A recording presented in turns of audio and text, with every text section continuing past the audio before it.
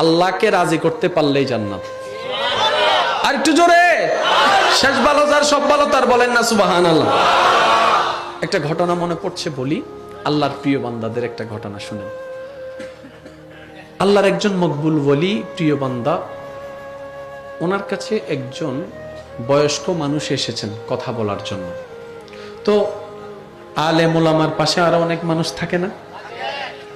ওই বৃদ্ধ মানুষ এসেছেন। আপনারা জানেন, বৃদ্ধ যখন হয়ে যায় কোনো কিছুর কন্ট্রোল আর থাকে, জোরে বলতে হবে, মানুষের যখন বয়স বেড়ে যায় তখন কোনো কিছুর আর কন্ট্রোল থাকে। মানুষের বয়স বেড়ে গেলে কোনো কিছুর আর কন্ট্রোল থাকে না। তুমি কথা বলতে বলতে হঠাৎ করে শরীর থেকে একটা হাওয়া বের হয়েছে, যেটার আওয়াজ হয়েছে। আর আপনারা জানেন, আমাদের সমাজে এই শরীর থেকে হাওয়া বের হলে আওয়াজ শুনলে সবাই হাসে, এটা একটা কমন বিষয়। এবার যখন আওয়াজ হওয়ার কারণে সবাই হাসাহাসি শুরু করলো, ওই বৃদ্ধটা মনে মনে লজ্জা পেয়ে গেছে। ছি, আমি এই কাজটা কেমনে করলাম, লজ্জাবোধ হয়েছে। ওই আল্লাহর প্রিয় বান্দা ওনার অবস্থা দেখে অনুভব করলেন, আল্লাহু আকবার, আল্লাহু আকবার, আল্লাহু আকবার, যে উনি তো আমার সামনে লজ্জা পাচ্ছে, এখন ওনাকে লজ্জা থেকে মুক্ত করি কিভাবে? ওই আল্লাহর ওলি ওনাকে বললেন, বাবা, আমি একটু কানে কম শুনি, একটু বড় করে বলেন না।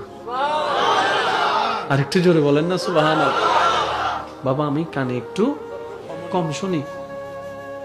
তার মানে ওনাকে বিশ্বাস করাচ্ছেন, আপনার আওয়াজটা আমি শুনি নাই, লজ্জা পাওয়ার আর দরকার নাই, আমি শুনি নাই, কানে কম শুনি, তো একটু বড় করে বলেন না। সাথে সাথে ওনার মলিন চেহারায় হাসি ফুটে গেল, মনের মধ্যে একটা স্থিতি চলে আসলো, অনুভব হলো এই আমার আওয়াজটা হয়তো উনি শুনে নাই, লজ্জা থেকে উনি বের হয়ে গেলেন। এবার সেই বৃদ্ধ বাবা ওখান থেকে চলে যাওয়ার পরে আল্লাহর সেই মকবুল প্রিয় বান্দা সবাইকে ডেকে বললেন, আজকে থেকে ওই মুরব্বী যখনই আসবে তখনই তোমরা ওনার সামনে এমন ভাব নিবা যেন আমি কানে কম শুনি। সুবহানাল্লাহ।